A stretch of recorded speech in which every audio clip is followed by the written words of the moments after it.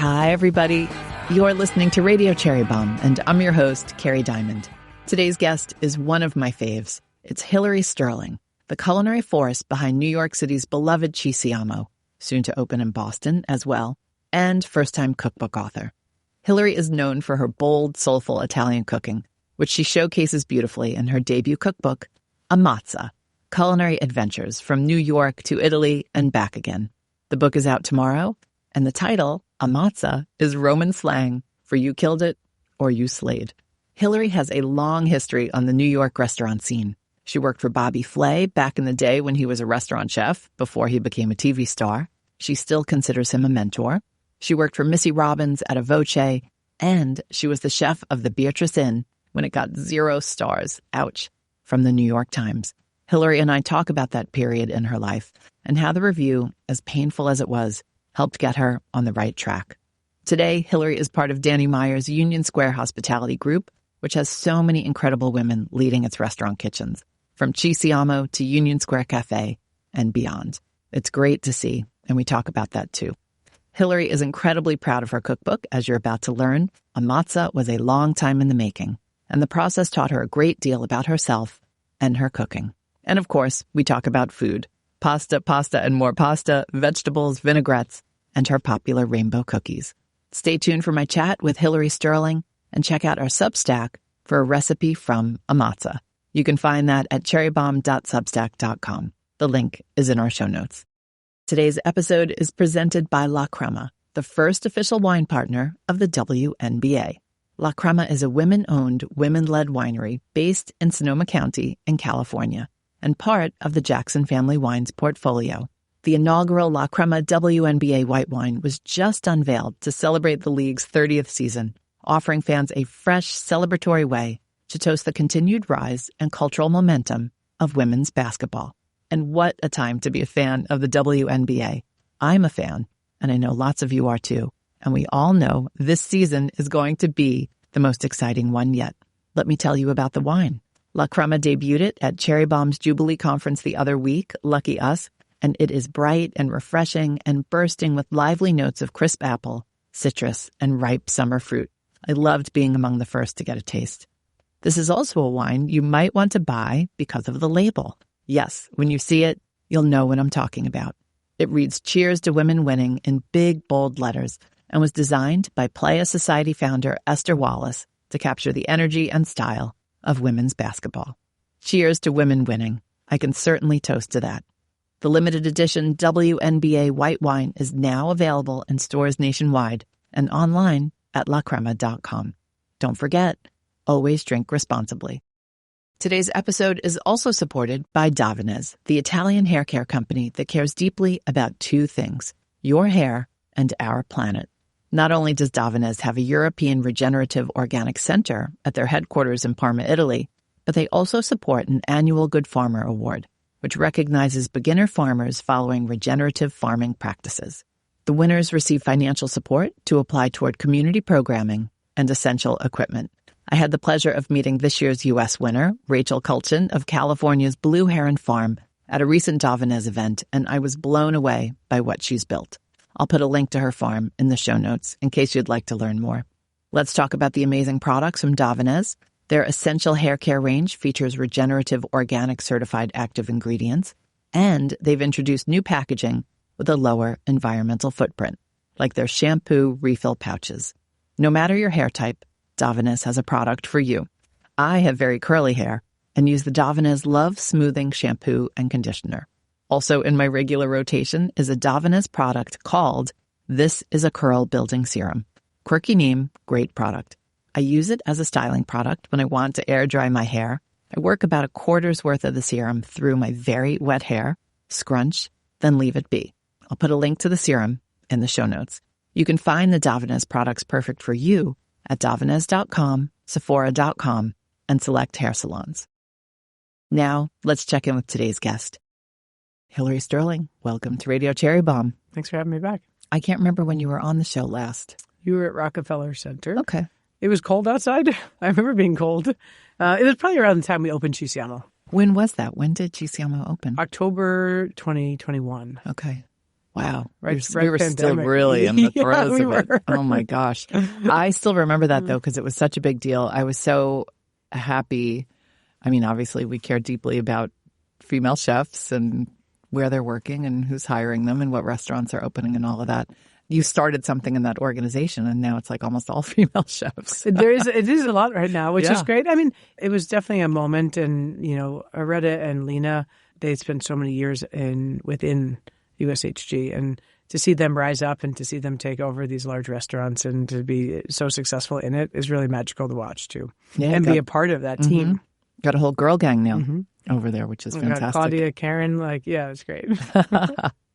Well, I love Ci Siamo. We're going to talk about that a little bit. But what I love even more now is your new cookbook. I'm so thrilled. I have learned so much in this process. Am I saying it right? Ammazza. Ammazza. With an exclamation mark. Yeah. This is the first cookbook I've seen with the exclamation mark. And I'm trendy, I guess. Who knew? You could tell I'm a little bit of a cookbook design nerd because this is really cool and the paper is beautiful. I love the font that you use. This green color on the cover is gorgeous. So I want to hear all about the inspiration. I don't want to say why did it take you so long to do a book because I know how hard they are and you've got a life, you've had big jobs, you've got a kid, a wife, the whole 9 yards. How was it for you watching other, all your sort of contemporaries do books? Were you like, I really, really want a book?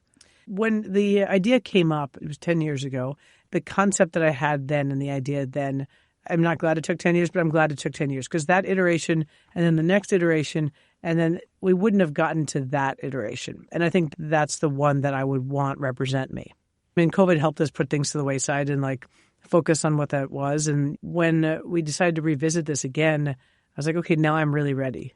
And it was a different concept than the original one, but now I had different stories to tell. Now was the time because it was more approachable and more honest.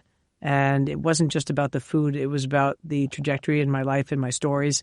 And so I'm glad it took 10 years. I'm glad that this was the writer and this was the photographer and that it all came together in this package. That's fantastic. And it's a great reminder to people that timing is everything, right? And sometimes you might want something so badly, but it's really not the time for that project, that person, whatever it might be. Absolutely. I mean, it just took patience. And sure was I disappointed that the other two didn't, pan out. But in the end, and those were great learning lessons for me. But this one, I mean, Teresa Gambacorta, the writer, who also did all the recipe testing, who lived in Rome, she was incredible to work with. She also was my sous chef while we did the photo shoot. I couldn't have imagined the other writers that I worked with doing that. She was all in. She sounds like a unicorn.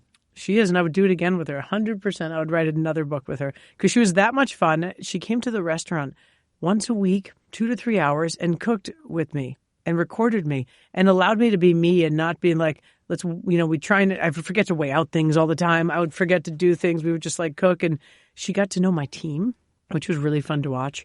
And they would love cookbook mornings.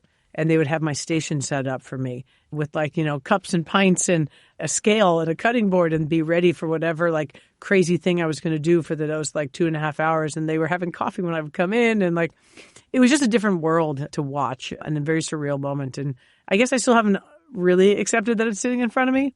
It's on my desk at work. I don't even have a copy at home.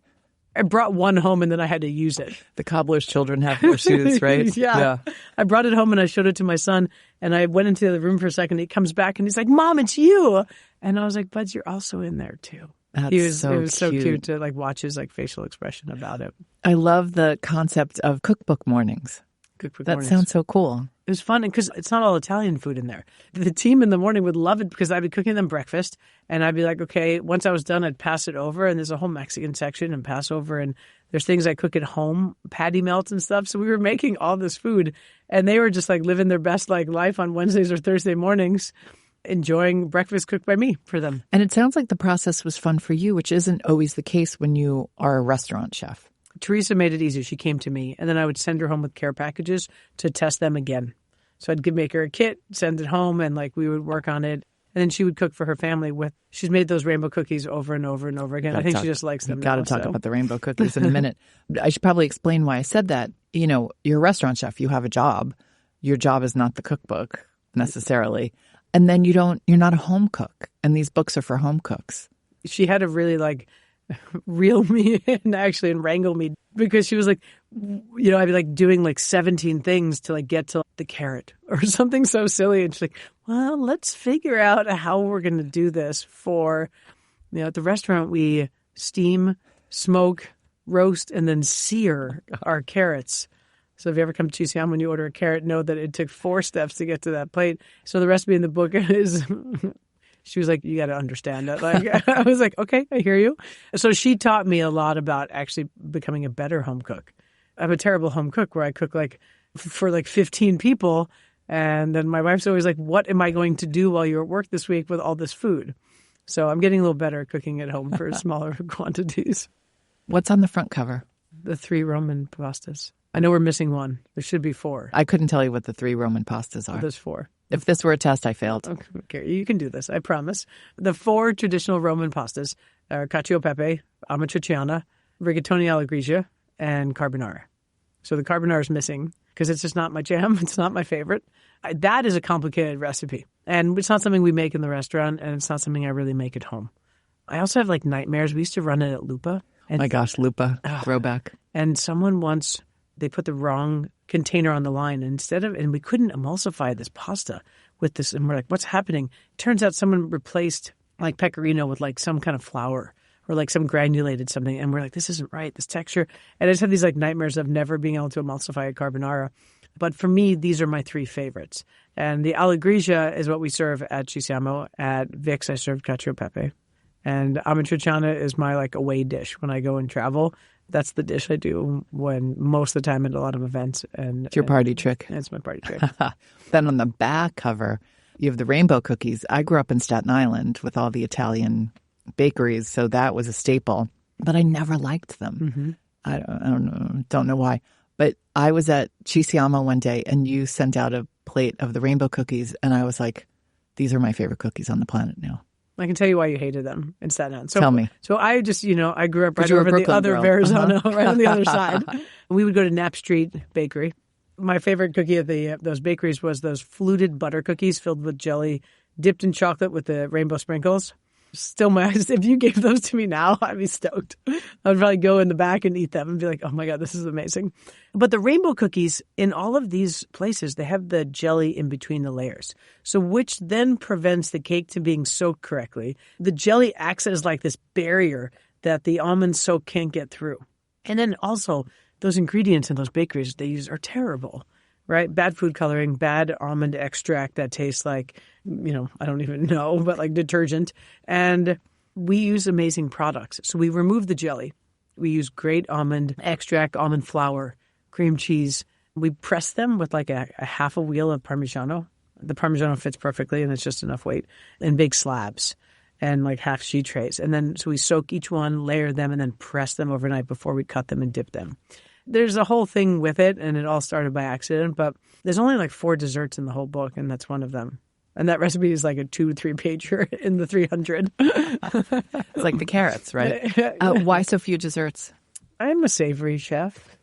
I'm not the biggest dessert person. I do love like gelato, and I love some of our desserts at Ci Siamo, but I just felt I had more to say in the savory world, and a lot of this is about what you could do at home. I think desserts are really hard at home, and I'm also like a really bad home baker because I have 0 patience to follow directions, and I don't have measuring cups at home. So I use like for real? For real. And maybe this year for Christmas I'll buy my wife some because she always asks for them. And I use like half pints and pints, and like they're measuring cups, and nothing ever turns out right.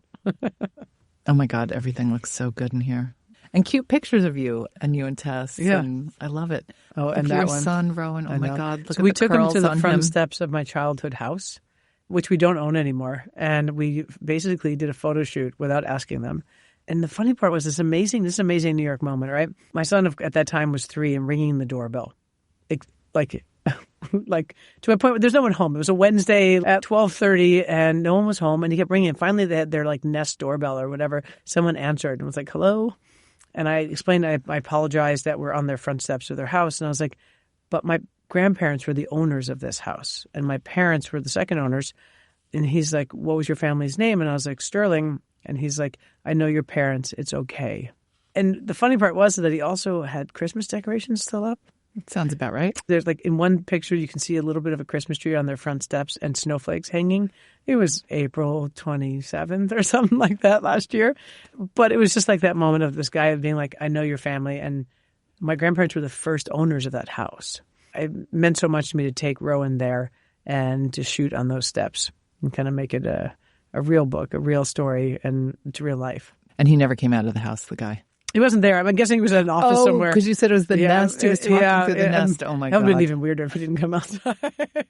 That sounds very Staten Island, Brooklyn. Like, you carry on, but I'm not going to come out. Do you want? Like, you could be a little suspicious. Totally. Sometimes. Ammazza, the title. Mm-hmm. I feel like you have to say it with a you little do. bit It's of, exciting. Like you Ammazza. put an exclamation mark there. It is. Hillary, so you have to say it that way.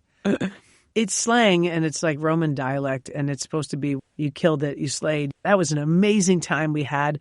You wouldn't just say Ammazza like, oh, it's Ammazza. Like, you have to like really put a lot of emphasis on it. And there's a whole chapter about Ammazza where you would have a dinner party, and what you would make at that dinner party is in that chapter. And we put all the recipes in there that are just slightly more difficult than the other ones. So if you're really going to throw this dinner party and you want to wow your friends and your guests and blow them away, go to that chapter. Might take you 2 days or so to get prepared. And that's kind of also where a lot of the Ci Siamo recipes are hiding. I never heard the word Ammazza until I saw your book. Yeah, Teresa, my writer, lived in Rome. And we were going on and on about what we were going to name this book. And it was like, then she came to the restaurant one morning and she's like, I have it, Ammazza. And I was like, oh my God. And like, I'd heard of it. I didn't fully understand it. And she had to really explain to me all the depths of it. And it's especially used in Roman dialect for like, if you're really going to someone's house, that's the word that they would use. And I was like, okay. But use it in a sentence for us. Like Ammazza, like I don't know how to say it. My Italian's terrible. Let's say you came over and I was speaking to an Italian and it would be like Ammazza, like you did a great job. Thank you. Well, it's a good word. It's a great word. We should really start incorporating it more. Were you involved in the design of the book? Yeah. I like that pretty green color. Is that like a sage leaf? It is. It's a little bit lighter than that. Our publisher was amazing. You know, the hardest part was... Shout out to Scribner. Yep. The cover picture was one of the hardest. We don't want pasta in there. We do want pasta. But why would you not put pasta on Hillary Sterling? But it's not specifically only pasta. Right. I don't want to be misleading here. But yes, there is pasta on the cover. I know. Same thing when I go away, like in travel, how do I not make pasta? Yeah. But you must have a lot of pasta recipes in here. There's a lot of pasta recipes. I feel like I've already seen like a lot of vegetables too. Mm-hmm. How was the photo shoot? It was 8 days. We had a blast. We were in the studio and it was fluid and fun. A woman named Kelly Puleo shot Missy Robbins' book and who connected us. She got it. She understood what we were trying to achieve. And in every day we would get to the studio and she'd be like, Chef, where are we going today? Because every recipe has a story. Depending on what we were shooting that day, I kind of had to paint this picture over the course of the day and be like, okay, we are in the Amalfi Coast and in this town, we're sitting on this, and this is where we're going to go for the first half of the day. And the second half, we're going to Mexico. And just kind of like, you know, we're in Oaxaca and the waves are crashing and get everyone in that zone. And I felt like she was really invested in the project and she understood what was important in each shot. I'm so glad you had such a nice time working on this. I did. I really did. I almost was like sad when it was done. I didn't love rereading for edits and that kind of stuff. That was really hard for me. But I learned so much, just even about myself and my cooking. And when we were looking at the book, we're like, what are we missing? Sometimes we would go back and be like, towards the end of recipe testing, and be like, I'm like, Teresa, what are we missing? What does this book need more of? And then once we laid it all out on, like, you know, you could see the holes in the pockets. And that's kind of where bringing Tess into it. Your wife, Tess. My wife, Tess. Cheese expert. She's a cheese expert. And we wanted to make sure if we were throwing a dinner party, there's definitely going to be cheese. So she's got a whole section of tips and kind of fun facts about how to throw a really great cheese plate in your dinner party. I need advice on how to wrap up my cheese. Oh my God. Please. I can't. Like, she could teach you how to wrap and face. And some days I'm just like, what's happening? You guys are a dream couple, though. Pasta, all the veg that you do, and cheese. Yeah. What else do you need in life? I've seen prunes a few times. We work with California prunes. They're going to love this cookbook. Oh my God. The prunes are so underrated. And my grandfather always had them in the fridge. It's not a sponsored conversation. Sorry. Just FYI. Go ahead. We can be. And I never understood them. Why did my grandfather, like, what? They just looked like dark and sweet and like, but not sweet at the same time. So when we were doing the Passover chapter, Simus, that traditional carrot dish with prunes that I always dreaded at Passover. I was like, how do I make this better? Soaking them in sherry with Calabrian chilies, and all of a sudden, like... Bingo. Yeah. Ammazza. Ammazza is right. You slayed it with the prunes. You learned a lot about yourself in the process of doing this book, but you also said earlier, because you waited, you were able to be more honest. Mm-hmm. What did you mean by both of those things? The first iteration, I wanted to talk about how to cook by your senses, and it was very esoteric. But also, that's how we teach our cooks to do that. No one's going to understand what the things that I say. You have to be standing next to me in the kitchen to be like, let me talk to you about this. Let me listen. And being able to translate that on the page was really challenging. And then to figure out how to actually do that without someone standing next to me. And then looking at myself, being like, is this the stories I want to tell? In the end, yes, but not all of them. I didn't think it was important enough. When we tell a story now versus then, right now we have all these different layers in them. And I think I could just be completely like honest. I even talk about like my 0-star review at the Beatrice Inn. Hey, we all fail and we all have to rise up and do something and overcome those things. And like, I would never have said that 10 years ago. Why is that? I hadn't found myself as the chef that I was then versus now, and watching myself evolve as a chef. It's been really fun to look back at it. And, you know, maybe I needed that 0-star review, and maybe I needed that moment to push me in a different direction. And I think that's a really powerful thing, that I can be okay in that skin to be like, okay, yeah, maybe I deserve that. Maybe I didn't. Who knows, right? I'm not in their heads, and I wasn't, you know, at that moment. And who gave you that review? Pete Wells. Thanks, Pete. Hey, no problem. I've always wanted to say thank you for it. I always wanted to have that, you know, when we did our review for Ci Siamo, by the time we were done, I was like, can I talk to you about one thing? But I didn't do it. I should have, but I didn't do it. That would be a really brilliant / messed up. Maybe the Times should do this, like a brilliant / messed up video series. You get to sit down with Ruth or Pete or Frank Rich and ask, you know, what they remember about the review. Yeah, I mean, I would love to understand, right? But I don't need to understand, because it was more about myself, and I needed to understand myself as a chef. I shouldn't have been in that restaurant. I shouldn't have taken that job. And the Beatrice, that was before Angie Marr had it, but it was still Will Graydon Carter. Yeah, it was still under Graydon Carter. And there was a lot of things. Who was also the editor-in-chief of Vanity Fair. He had that restaurant. It was American food. I don't belong cooking American food. It took all of those years, you know, afterwards, and I wouldn't have spent a month in Asia if that didn't happen. And I wouldn't spend a month in Italy, and I wouldn't have a lot of those stories and understood the flavors of all these other places and the travels and the trips and the stories. And like, yeah, it sucked. I mean, don't get me wrong. Let's be real. It crushed me, and it crushed me for a long time. And then I had to find my own footing again. And I can be really honest that I'm an Italian chef that loves to cook Mexican food and share my stories. When Teresa and I were going over this, and she's like, you want to put it in? I was like, I do. This is a story about my trajectory. Why am I going to skip a really pivotal moment, whether it wasn't fun? And I remember that day and having to walk back into the kitchen and lead my team through service and being like, okay, well, I can do this. And I did it. And in turn, it ended up, it wasn't the right position for me. And it's okay to make mistakes. It's what you do with them, right? I was reading your introduction to this and some of the head notes, and there is so much memoir in here, which makes it really delightful. Like if people like to really read cookbooks, you've delivered on that front. Thank you. Are you a natural storyteller? It appears so. I think being chefs, we have to be storytellers. A dish is just a dish. Unless it has soul behind it or a story, it's just a dish, right? But we need to create memorable moments for our guests and take them on journeys by way of their palates, right? Food triggers memories and smells. Like today I was riding a bike and I had this smell, and I was a different path, and it reminded me of the markets of Vietnam. And I literally almost stopped dead on the bike. I was like, I need to stop for a second, because it really just took me back to that moment. And I looked around and I was like, in like the flower district. Like I wasn't anywhere there was a Vietnamese restaurant or a market or any of that kind of thing. And that smell just stopped me. And I was like, oh my God, where's this coming from? And then of course, on the rest of my bike, I was like, you know, in my mind, I was walking through the markets of Vietnam. That is our job, to tell the story, to create it, to make something into something. Because in the end, restaurants technically could be superfluous, right? And like, we don't need restaurants. We can cook at home. We've learned that during COVID, right? It's an art. It's theater. It's about going out, and it's about talking to people and engaging, or just engaging in the dish. So For me, the storytelling is absolutely essential, and I love doing it. And there's definitely some funny ones in there that I laughed out loud myself. I couldn't believe I told those stories. And I was like, it's one about like my mom collecting marble miles for like a lobster pot. And I was like, oh my God, Mom, you're going to kill me. Sorry. But also sort of the romp through your restaurant career. You know, a lot of people watched that show Love Story that was on about JFK Jr. Oh, I didn't watch it. Yeah. Sorry. But so many people love that because it made them nostalgic. I mean, some of them weren't even born then, but nostalgic for an era before social media, when downtown New York was just like so hot and happening.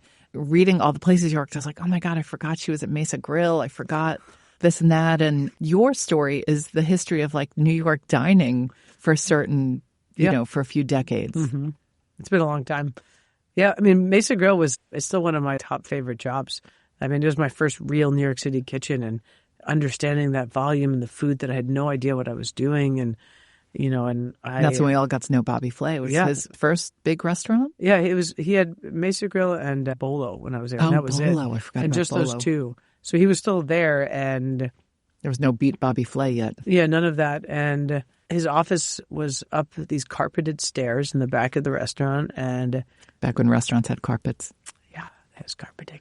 One of my first jobs in Montauk was vacuuming the carpet at the Blue Marlin before service. It was like my job to vacuum. I vacuumed at numerous restaurants. Now that I think about it, I don't know why any of them had carpeting. That sounds terrible. I know. So there was carpet leading up to the kitchen office. Maybe I'm wrong, but I really remember there being carpeting. And there was these 2 chili pepper posters at the top of the stairs.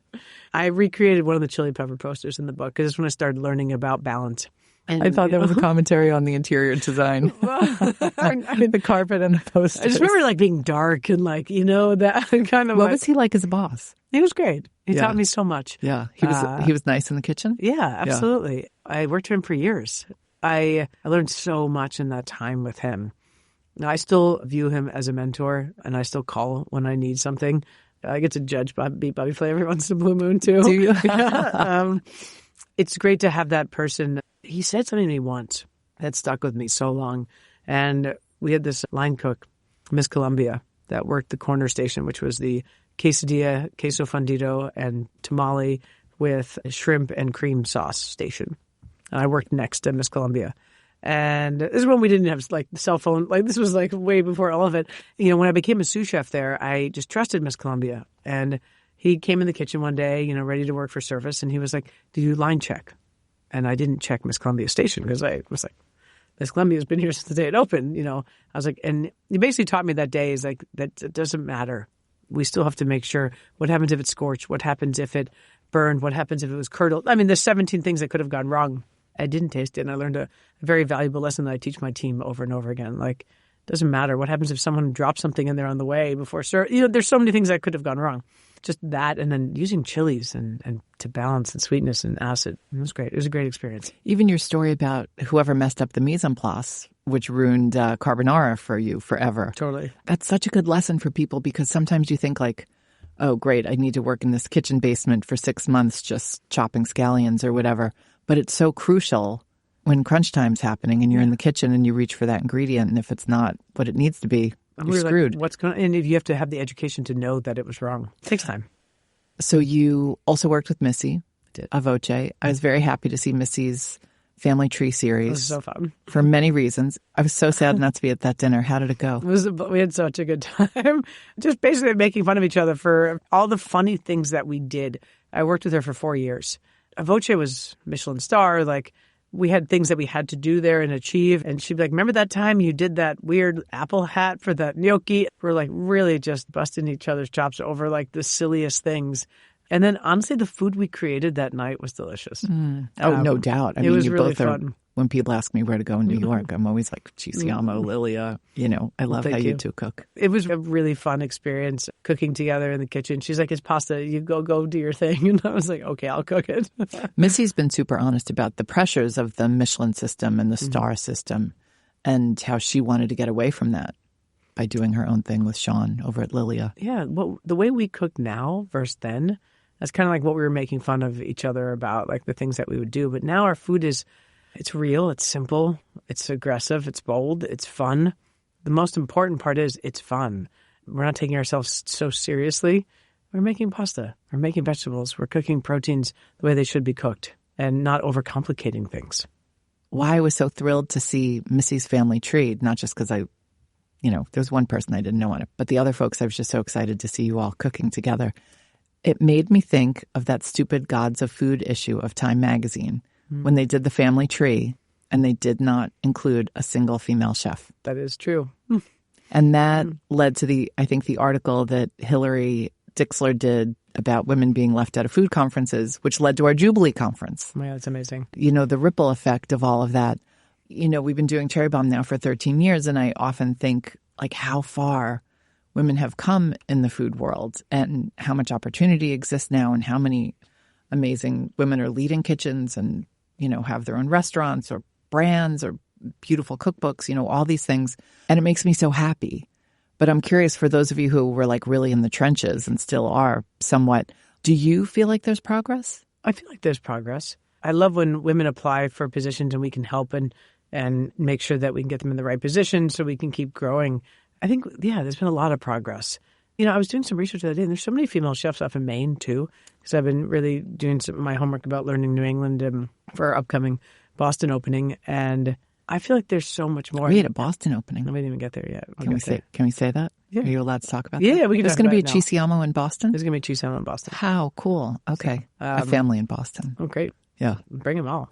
The way we can all do this and keep growing and keep telling the younger generation it's okay, and also showing that we can be moms too, which is really important. And, my team's very supportive when I'm like, got to get Ro today. Wait, it was bring your kid to work day today. And they're like, why didn't you bring Ro? And I was like, no way. I was like, I don't think we're there yet. He does love Ci Siamo, and he always asks every weekend. I'm like, I take him on a Saturday date most weekends. And I was like, where do you want to go this week? And he's like, every weekend. He's like, Ci Siamo. And I was like, how about Missy Pasta? We're in negotiation because we live closer to Missy Pasta than we do to Ci Siamo. But he can say Ci Siamo, and he's really excited about it, and he loves going there. He just feels so much pride there, and he knows really the ice cream is, the gelato, and the focaccia. Oh my God, that's the cutest thing ever. Yeah. The holidays, like Thanksgiving, he likes to run around, and which we do a lot of stuff in the restaurant for kids just because I think it's so important. But I think female chefs, yes, we just need to keep showing that it is possible. Yeah. I love this baby boom that's happening. I mean, you look at the women from King, oh, yeah. They all have kids now. Mm-hmm. Jess just had a baby, which is amazing. And Annie's got her 2 kids. And it's not Claire. Easy. No, God. I'm so impressed because years ago, I remember Camilla Marcus for the first time was like, you've got daycare, but there's no such thing as night care.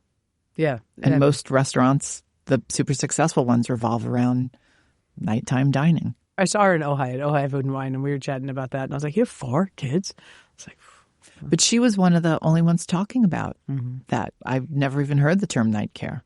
It's a great idea if it was actually possible and we can figure that out. Because, babysitters, you pay money to go to daycare, you pay money for all of that. And all of a sudden you're looking at each other and you're like, okay, wow, that is hard. Yeah. At least our mayor's trying. He is. Yes, exactly. Did you love the Obama Zoran Wheels on the Bus video? Did you even see it? No. Oh my God, you've really been in a book launch hole, haven't you? Yeah, I have. I'm sorry. I will look at it tonight, I promise. To promote the universal pre-K thing, Obama and Mayor Mamdani were in a classroom and they were singing Wheels on the Bus to the kids. And if you're having a shit day, everybody, it's a great video. Amazing. To watch. I'll check it out tonight, 100%. Yeah. No, it's so heartwarming. And they're calling the kids now New York's cutest. Oh. You know how we have New York's finest, New York's bravest. They have New York's cutest. And I was like, that is a winner. We're getting some big hugs in this city right now. We really are. We really are. Okay. Speaking of hugs, we all have pasta. What pasta dish should we start with if we're going to start cooking from this book? Well, as we're heading into spring and summer, as soon as the sun golds come out, there's a great sun gold spaghetti recipe. One of my favorites is also the linguine with clams. So it's kind of like that seasonless linguine version where we call it, I think, linguine dreaming of summer with just celery leaves or lovage, whatever you can get a hold of, clams and serrano chilies. So it's really easy to begin and to start with. And then, obviously cacio e pepe, right? That's great anytime all year round. What's the secret? Pasta water and butter, unfortunately. Wait, unfortunately. Well, it's true. Italians don't use it in their cacio e pepe, but in order to emulsify a pasta, with just pasta water and cheese and just a little bit of olive oil, it is really challenging without another fat in there to kind of bring it all together. Got it. Just a little goes a long way. Okay. What's alla grigia? It's cacio e pepe with guanciale. Oh, yum. Yeah. Okay, can't go wrong with that.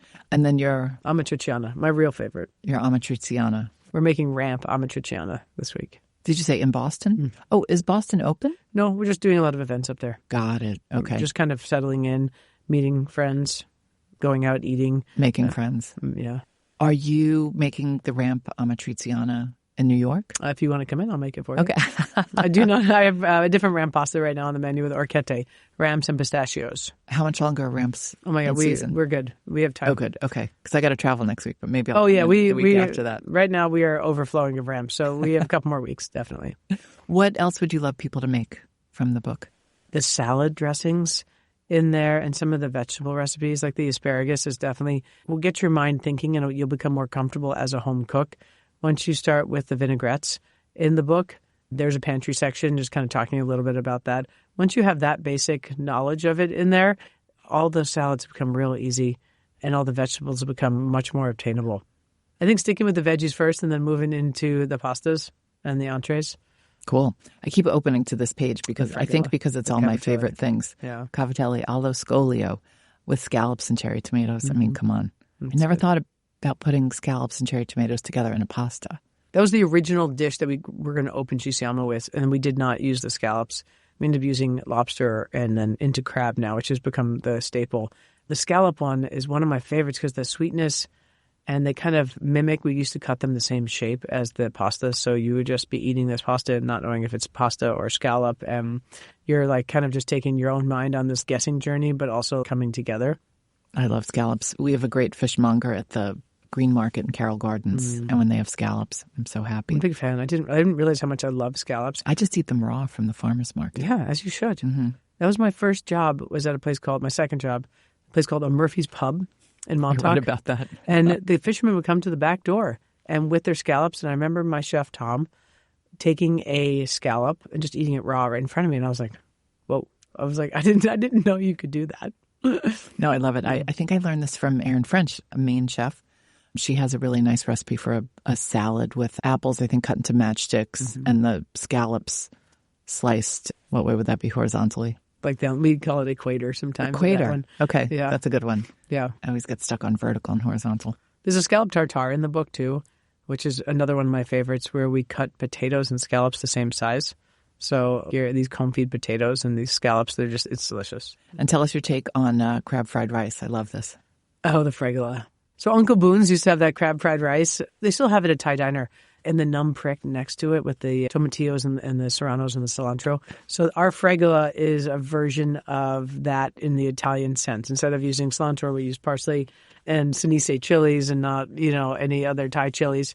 And we kind of cook the fregola and basically saute all of those things together like it's fried rice without the egg. In the beginning of the book, you talk about your journey as a young person working in restaurants, and I kind of got a kick out of that because, we're the same generation, and you had to have a summer job. You had to, I had to have a job all the time. I somehow managed not to work in I managed not to work in restaurants at all, but I did work on a hot dog truck. No. On Highland Boulevard. That's awesome. Yes. So I was laughing reading about yours. But I didn't get the sense that you knew you wanted to be a chef because you wound up in Chicago. You were working for like a trucking company or something. Growing up, what did you think you wanted to do?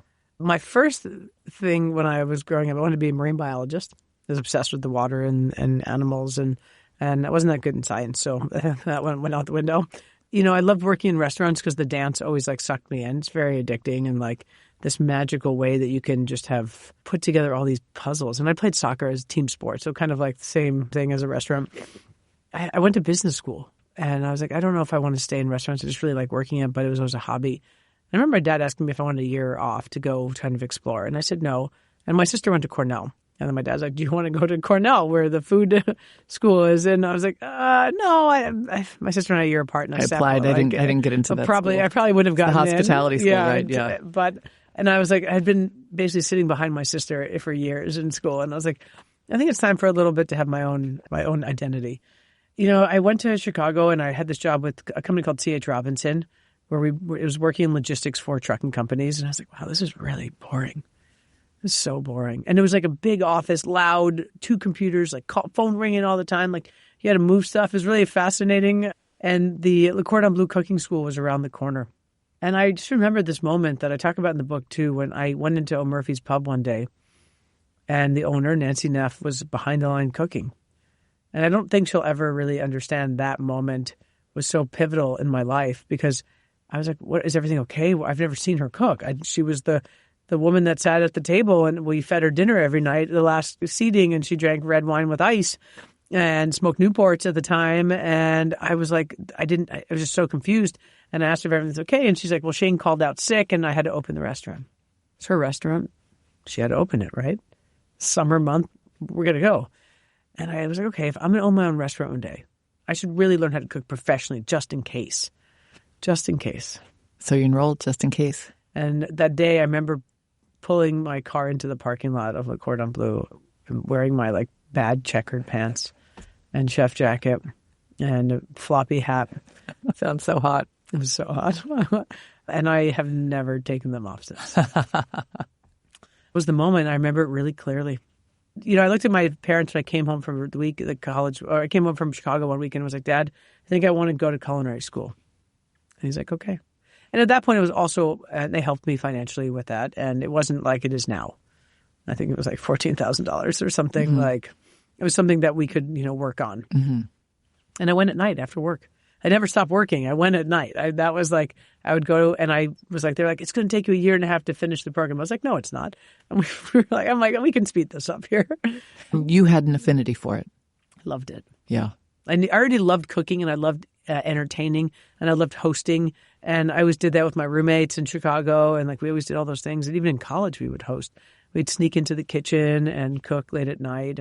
But you hadn't put the pieces together that this could be. I did not. Your life. I didn't. All right. Well, I'm glad you finally did. Me too. Now we have this beautiful cookbook, Ammazza.